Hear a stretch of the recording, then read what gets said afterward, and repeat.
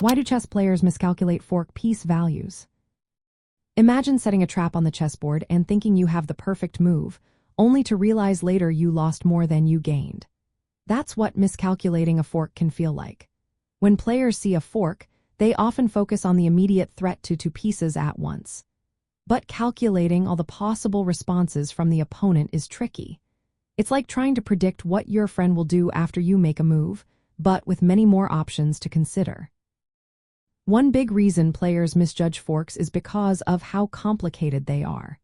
A fork attacks two or more valuable pieces at the same time, but the opponent can often respond in ways that change everything. For example, they might move a piece to block or threaten your attacking piece. If you don't see all these responses, you might think the fork is more or less valuable than it really is. Another issue is visualizing all the possible moves. When you set up a fork, you need to imagine how your opponent will react and where their pieces can escape.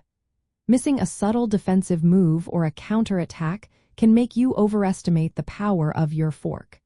It's like trying to see all the pieces in a puzzle at once, which can be overwhelming without enough practice. Time pressure also plays a role. In quick games, players don't have enough time to analyze every detail. They might make a quick guess about the value of the fork without considering the opponent's best move.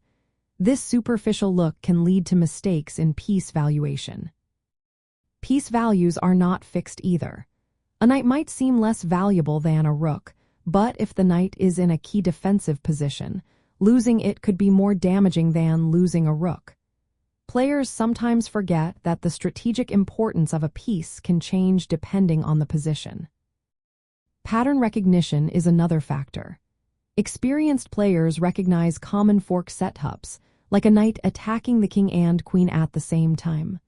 Less experienced players might not see these patterns quickly, which causes them to overlook or misjudge the threat. Knights move in an L shape and always switch the color of the square they stand on.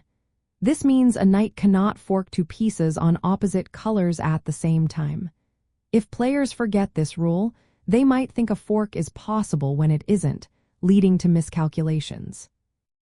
To avoid these mistakes, always scan the board for potential forks, especially looking for opponent pieces that threaten multiple targets.